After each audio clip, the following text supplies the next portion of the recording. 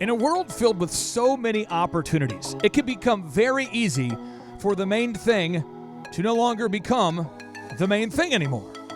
On today's show, we discuss how to declutter your thinking and how to stop wasting your time in a relentless grind that takes you nowhere. On today's show, Dr. Z and I break down why simple can be harder than complex and why you have to really, really work hard to keep your thinking clean and to make it simple. Ladies and gentlemen, it's now time for another edition of the Thrive Time Show on your radio and podcast download. Some shows don't need a celebrity narrator to introduce the show, but this show does. 2 men, 8 kids, co-created by 2 different women, 13 multi-million-dollar businesses. Ladies and gentlemen, welcome to the Thrive Time Show. Now, 3, 2, 1, here we go! Started from the bottom, now we here. Started from the bottom, and we'll show you how to get here. Started from the bottom, now we here.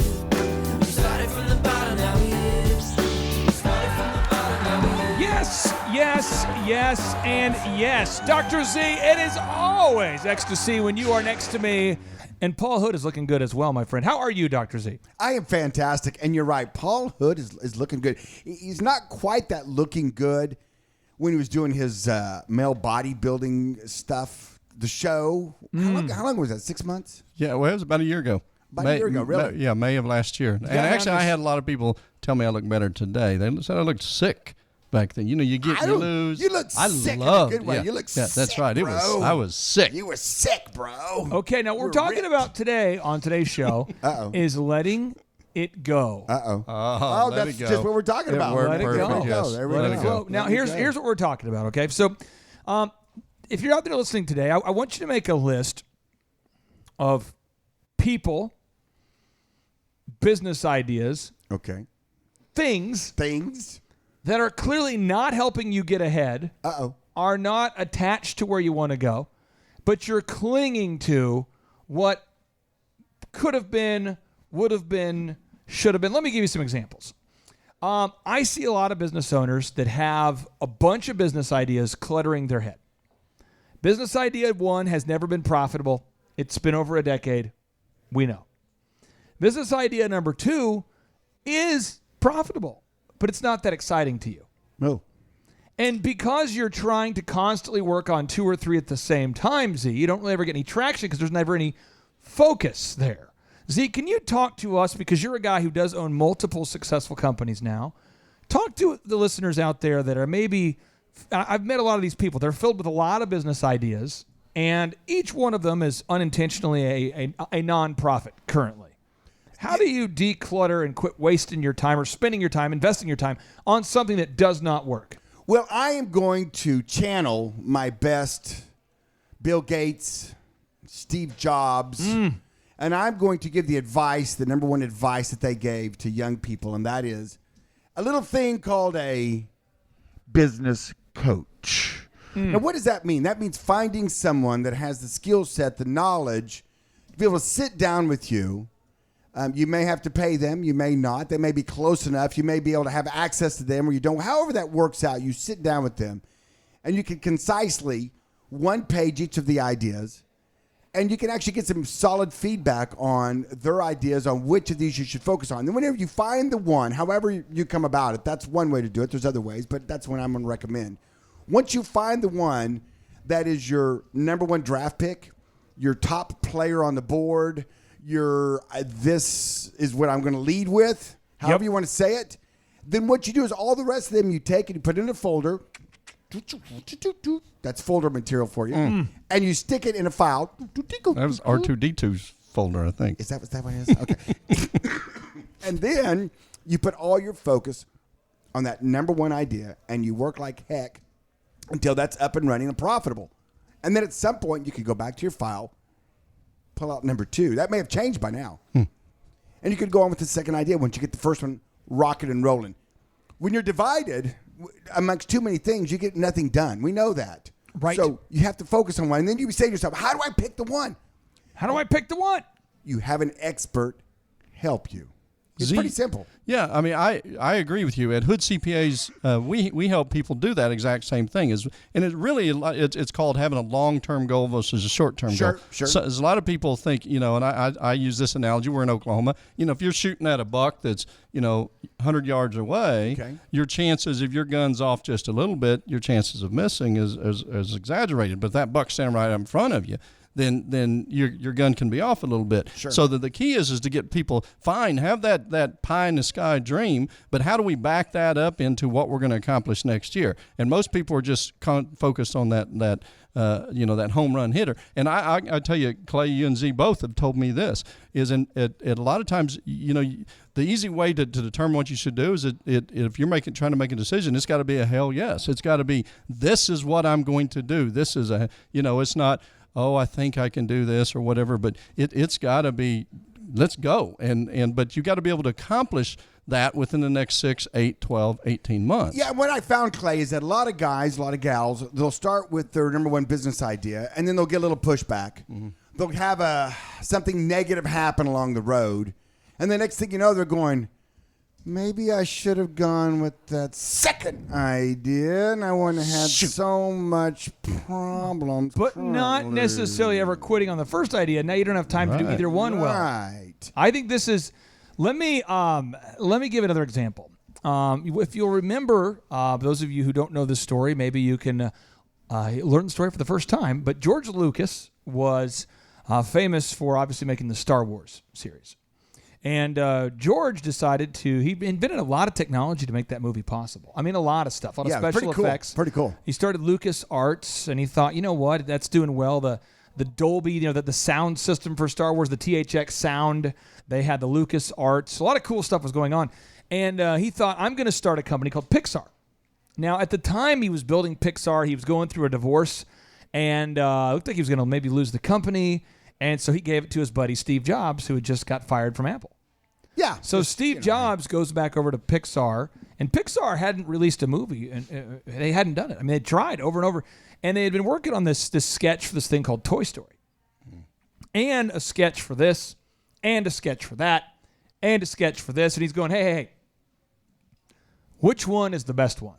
There you go. See, here we go. Which one's the best one? And they're like, well, and there's people have been working. I'm not making this up, for years. If you get a chance to look up the story, I mean, for years, people were spinning in circles, always coming up with a new idea, a new concept, and he's like, they had enough cash to basically get it done, and then they were out. If they picked one. Yeah, they didn't have enough cash though to be screwing around with three or four for 4 more years. They had to get one across the line, and so he came in and got everybody to say, okay, no to this, no to that, no to this. And people, it's hard because people have been investing years of their time on things. Yeah.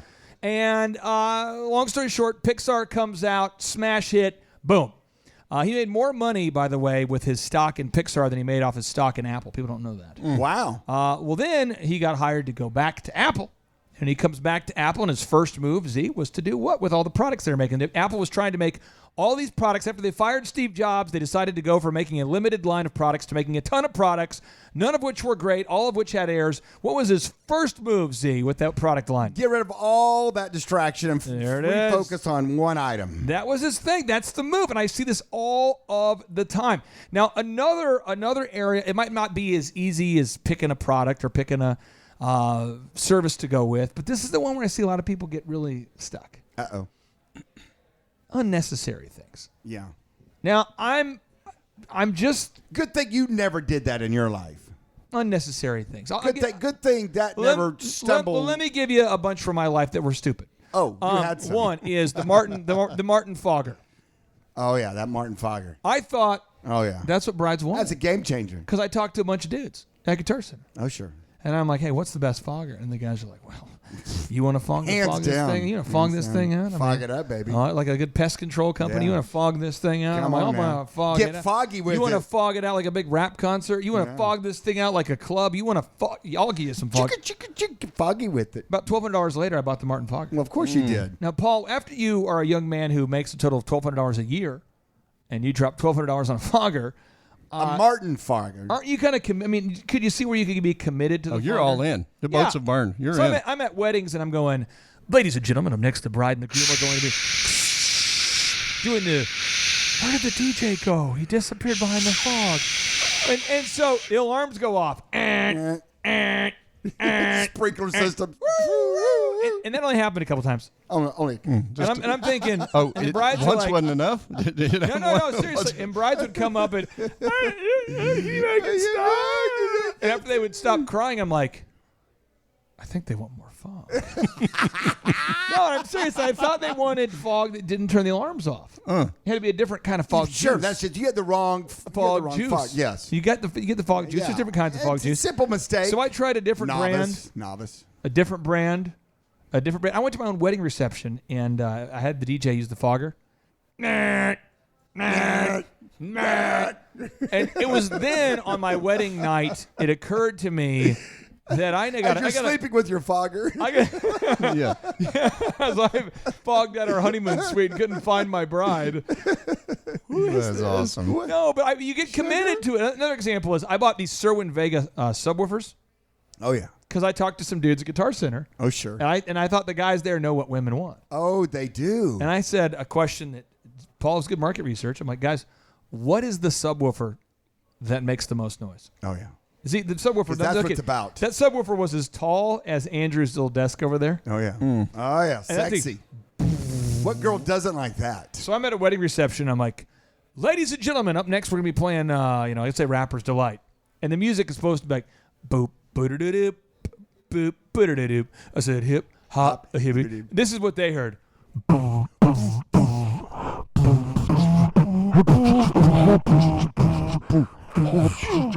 I mean, and I'm going, they don't like this. You know what? I got to get a better crossover. So I buy a crossover. Yeah. I get a new mixer. Yeah. Just I get needs to all be this stuff louder. because you got Always to louder. make sure that you balance it out. Oh yeah. I spent like 3 months in the wilderness trying to balance out my bass, only to discover I don't even need the bass in the place. Oh my goodness. But I was loyal to it because I spent money on it. Paul, you've seen this. You do accounting with business owners. I do. I see this a lot of times with website coding. Holy crap, that one gets me. That's too near and dear to my heart, Z. When you pay you've spent a lot of money on a website, and it's custom, Yes. and it's PHP, and it's not WordPress. Oh yeah. And you just like, well, I only spent $200,000 on it. Come on now. Might as well spend $200,000 more. Let's Come go all on. in. I'm only Come spent on, we're $400,000. so close. We're I'm halfway there. So close. $800,000. Because we dominate the internet. We We're gonna dominate the do world. this, and then I'm just saying, I see this all the time. I see business owners with a restaurant who have an item that won't sell because people hate it, and they're that why? going, maybe I need a new print piece. Maybe I we need need to a know. promotional work for New promotional. for grandmother's apple pie. Oh, Z, That's not selling. I've shared the story a lot. Paul, you would love this story.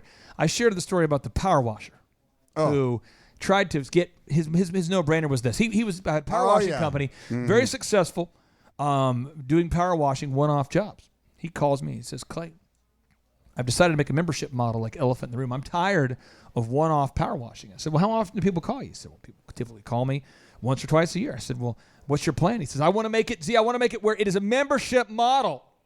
And people are going to prepay for 6 power That's washings. glorious. So instead of being, you pay it 2 times a year, maybe $250 per time or $300 a time, whatever it is, I'm going to have them prepay for the year.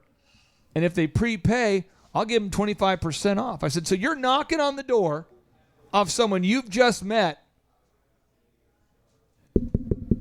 Hello? Yeah, I was doing some power washing in the area for the neighbor next door, and I typically charge $300 per power washing. So I recommend you do it 6 times a year, $3,600.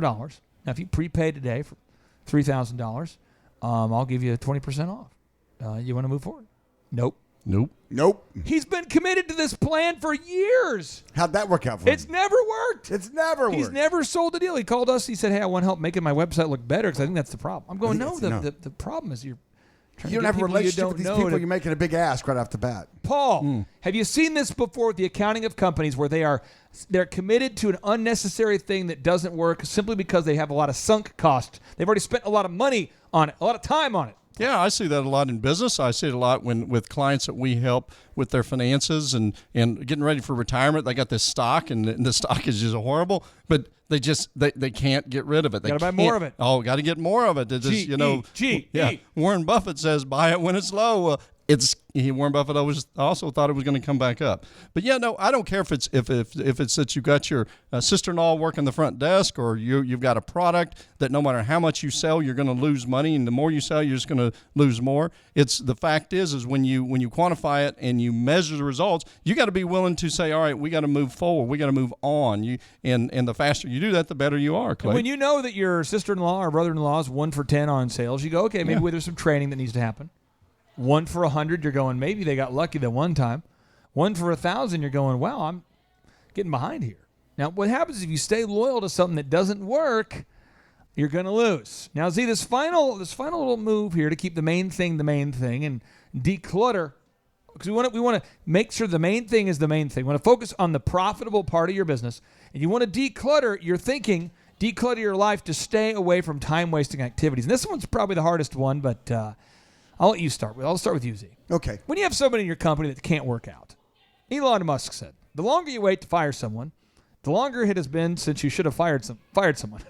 He's absolutely correct. The longer you wait to fire someone, the longer it has been since you should have fired someone. Now, does he mean work out, like Hans and Franz work out? Z, talk to me about this. What happens when somebody's not a good fit for the job, and you're trying to life coach them? You're trying to fix them up. I'm a firm believer that you hire fast and you fire fast. And what does that mean? Is that you make a decision quickly, and that what happens is that a lot of people can come in an interview process and the shadowing process, and they can show up on time twice for the interview and then the follow-up interview.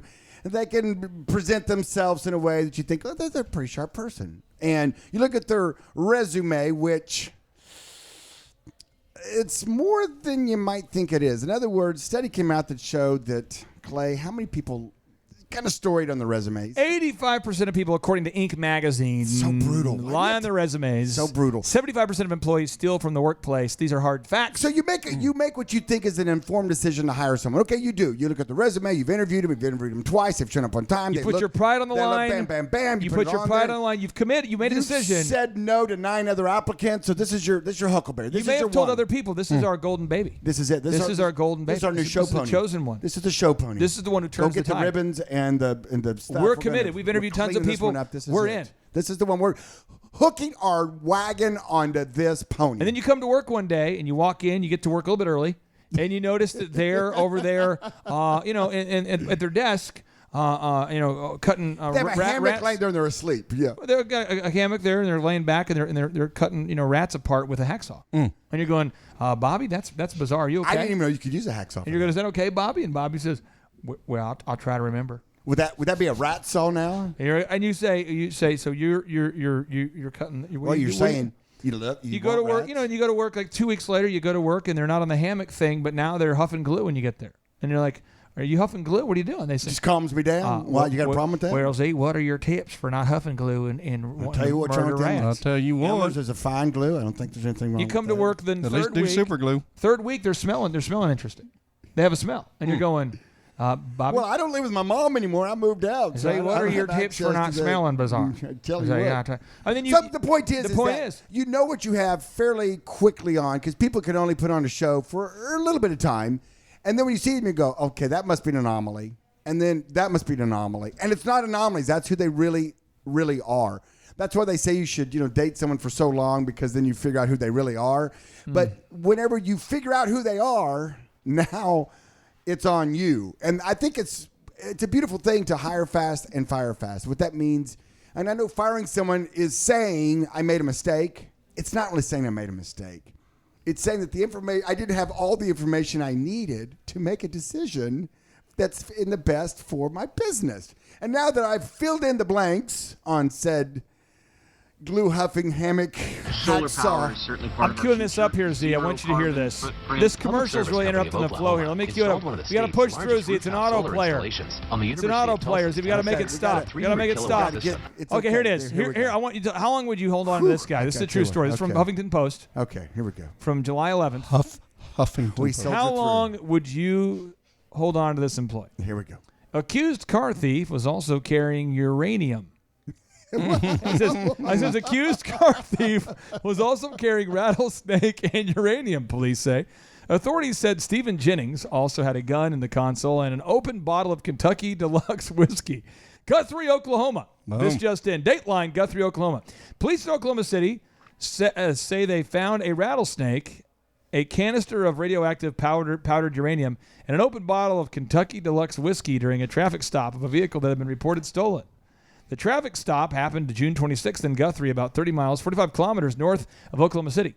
Guthrie Police Sergeant Anthony Gibbs told Oklahoma City TV station KFOR that police don't know why the uranium was in the vehicle or how it was obtained, though uranium can be bought on Amazon. See, how many times would you have that talk with that guy? I mean, obviously, he just stole the wrong car. I mean, let's break it down to what that is. I mean, Steven, real quick, buddy, no more rattlesnakes at work. Steven, check the car a little closer. I don't it has uranium. Walk away. I don't know what the problem is. Last time you gave me a ride to come and go, every one of them items was in your car, Z. Absolutely. Take the Kentucky Deluxe. I like that Deluxe Kentucky whiskey. That's bourbon, probably. Take that. Leave the rattlesnake at the uranium and go steal a different car. I mean, obviously, this guy didn't even know what kind of car to steal, so he's out, fired right off the bat. You're out. I just wonder, though, how long. Dr. Morrow was telling me a News of the Weird last week from the Huffington Post. I can't find the article, but I was going to tell you. I guess some lady was arrested for taking a above-ground pool and putting it on top of her car and then strapping her kids in it. It's just a way to transport them while driving. Did you find the article? It says, a man charged after driving with kids inside inflatable pool on roof. You know, I remember the good old days when that's the way you got around. That's how you did it in the 80s. You did it. I mean, come on. The big station wagon. There were not seatbelts in the back of that station wagon. Come on now. I'm just saying, though, there are people in every office that do crazy dysfunctional things. And I know you've committed to the Martin Fogger. Trust me, I've been there. I know you've committed to the new employee that you hired that's terrible. I know she's your sister-in-law. I know. These are tough ones. I know you've dropped $500,000 on a website that doesn't work. I know that you want to start the power washing, auto shipping empire of automatic recurred billing.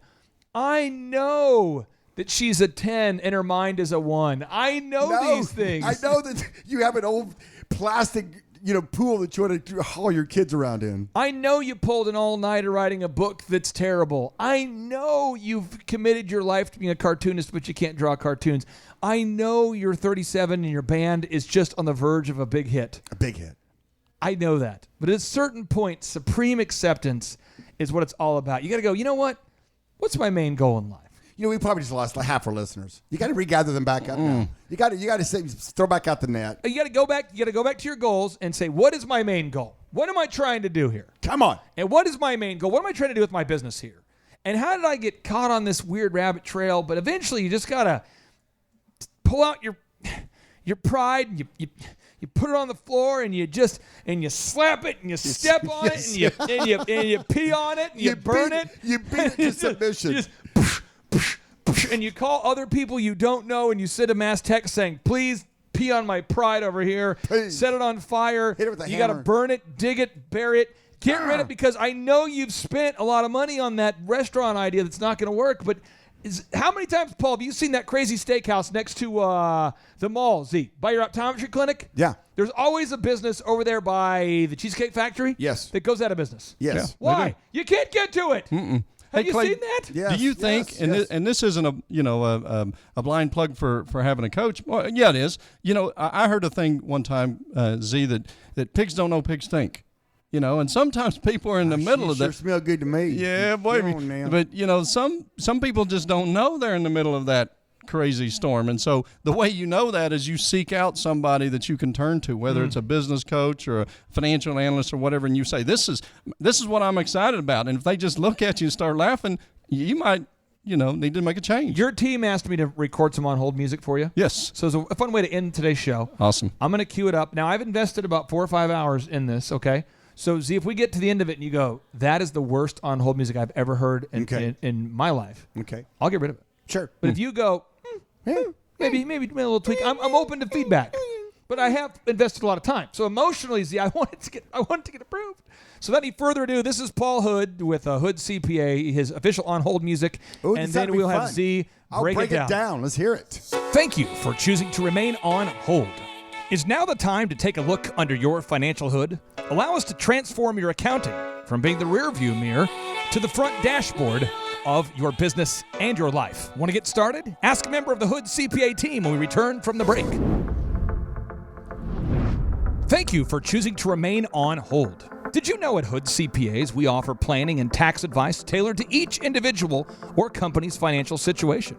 In fact, over the years, we've worked in the areas of tax planning, individual tax, construction, oil and gas, manufacturing, telecommunications, partnerships and LLCs, corporate tax, multi-state tax, corporate formation, operation and dissolution, estate tax, gift tax, franchise tax, property renditions, and much, much more. When we come back, make sure to ask a member of the Hood CPA's team how you can schedule a one-on-one consultation and free financial look under your hood. Do you want to learn how to minimize your tax liability? No, I was actually looking for ways to pay more taxes. I love paying taxes. I often get emotional when I think about how much I love to pay the real estate taxes and car tags and just property taxes are really my favorite. But sales tax, I love the sales tax, and I one of my favorite taxes is franchise taxes. I love that. I love anytime I buy something, I love paying sales tax. It's usage tax, any type of tax for luxury taxes on, really I love taxes, and I love to pay the taxes. I love to pay the taxes. Wow. How confident are you that you're setting aside enough money for retirement? According to Forbes, the average American has less than $400 saved when it comes time for retirement. This does not have to be a foregone conclusion. You can save the money you need to retire, but it requires a proactive plan, and that's what we do at hoodcpas.com.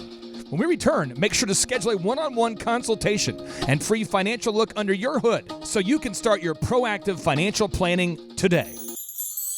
I don't want to save money. I've got my own dreams. I aspire to live in an old renovated school bus after I live with my mother until my mid-40s. Therefore, I don't need a proactive financial plan. No, I don't. I just need the land. And some food, and maybe a lamp, and some sort of Wi-Fi, and probably just a smaller lappy-toppy, some duct tape, probably. All right, Paul, what do you think? That's your on-hold music. I have two comments. One, I absolutely love it, especially the comedy part. But two, if somebody's on hold that long in my office, somebody's getting fired. Well, it'll loop. Oh, so it'll what happens loop, okay. is like if you're on hold now, you'll hear this part. If you're on hold next time, Z, you hear this part. Now, Z, you're the master of all things audio. You're the audio dojo. You're the Zohan. You're the 2020. What do you think? Do you really want me to tell you what I think? Well, I mean, do you really care, or are you just saying that to make good radio? I would like it if you'd use sign language that doesn't involve the use of your middle finger like you normally do when using sign language. Wow, well, it's hard. I've never seen it's you do hard it, to say five without having that up. I can usually. I've never seen you do this. I just feel that's what you're thinking. I guess I can do four do from one hand and one over here. All right. So I guess I can do five like that. Using sign language feedback. What do you think? First of all, I really liked it. I loved it. I think you should have in between your sketches a little bit longer music bed. It gives people a chance to kind of get it, process it, think about it. You're kind of pow, pow, pow, pow so fast. Boom, boom, pow. And a little bit of music in there just lets them kind of absorb, smile, kind of go, okay. And also, too, what that'll also do is make it to where whenever they call back, if they're ever on hold again, Paul, like you said, they can actually pick up another piece of it. That is, how long is that loop? The total loop is 2.5 minutes. Someone will be on hold for 2.5 minutes. You never want it to get back to where it starts over again. Someone's going to be on longer than 2.5 minutes. I promise you that. It seemed like it was fairly long, but it wasn't. It was pretty short. So you want to make that maybe 5 minutes. You want to add some music in there. Did you notice the Martin Fogger I put in there? I had to do something with it. I know. It's lovely. I felt the fog. I felt the fog. But I loved it. I loved the fact that you had some fun with it, some humor with it, because I know Paul's the same way. I mean, that is a reflection. You always have to make sure you're reflecting who it is that you're making it for. Because I know people that have made an on-hold like that for someone, and then Paul, this isn't Paul, but Paul gets on the phone and goes, Hello, thank you for calling. we have so much fun here at Hut Then it's But almost like on the he verge is a of fun guy. So I mean, that is a reflection of him. So I agree with that. Put a little bit more music. Get it out to about 5 minutes. About 5 minutes. And then you've got it on hold. Bam, you've got it. Yeah. Now my deal, I like the comedy. I mean, I would have a problem having 5 minutes of of just goofiness. Not that you're goofy, Clay. I mean, we're not talking looks right now. We're just talking about the words. But here's the thing, but too. I like that. But I like the whole thing. Someone's going to be online that they're going to say, listen, I just got a letter from the IRS agent, and I am scared, and I need to talk to someone, and I may lose it all, and I mean they're going to come, and I mean all those letters can be very intimidating. Thanks For for calling example, Hood CPAs. Are you on the verge of losing it all? That's hilarious. That's hilarious. Whoa. I tell you what, you actually called the IRS, and we're taping this. no. So what happens is they're listening to this and they're smiling, they're having a good time, but they also that music interlude kind of helps them settle down a little bit, and also know that you can be serious because they're calling for a very serious thing. So humor, when you're dealing with a serious subject, you have to be careful not to overdo it. Yeah. Because I think sometimes you can make it so funny that people are like, I don't know that I want to trust him with my IRS. My issues. career as a funeral comedian really didn't last very long. It didn't go very well, although the number of leads kept going up year after year. Yes, you notice the American population, there's more and more leads coming in all the time. More and more. I never got really that many gigs. Not that many. Well, it always felt like it's kind of a a shame. downer. It's a shame because you would have been probably the best funeral comedian of all time. I do have one funny little story about a death and humor that's crazy. Okay. I got asked to speak years ago for a group of funeral directors in Las Vegas. And apparently I did it well, so they asked me to come out again. And I always get there the day before to watch the speaker before me. And this speaker, man, he gets up there and he's making everybody laugh. He's killing it. And he's saying stuff that's all related to death. So he gets up, and I'm not kidding, he's telling, hey, everybody, this is I'm the head of yada yada. I appreciate you all for being here. And I just want you to know, sales are up quite a bit. And they are. You know what I mean? And, And I'm kind of like, is he kidding? But he's not, because they're funeral directors. Sure. And he has this, all this gallows humor. Like it's like the way people have Chuck Norris jokes. Oh, yeah. This guy has line after line after line about death-related humor. And the only people that thought it was funny was his group, because they're all like... They deal with it every day. And so... they're a little bit more callous to it. I mean, it's not as... But I mean, I'm watching as an outsider, and it took me a good 20 minutes to warm up to it. Oh, yeah. Because it was so... It just... Yeah. I don't know. I mean, it was funny to them. I think that's the key with good humor is you got to have it relate to your audience. It's got to be funny, but not too much funny. It's that balance. It is a balance, and that's why I think you balance your humor with some music beds in there. You kind of give it. You give people a little bit of a break. A little bit of a break. And then you come out and you get them again. Now, if you're out there today and you're saying, you know what, I need a little bit of a break from my tax issues, from my financial woes, check out hoodcpas.com. Check out hoodcpas.com today. Schedule a 1-hour free consultation with a member of the Hood Is it really free, Paul? CPA team. And they're also going to give you a free copy of Warren Buffett's only authorized biography. Wait a second. So you're saying I can have a free hour and a free book, and I get to spend that with a sexy CPA? I priced it out. It's about a $250 value. Wow. For an hour of professional consulting and the book. And see, I think it's a great place to end today's show. And so now, without any further ado, here we go. 3, 2, 1, boom.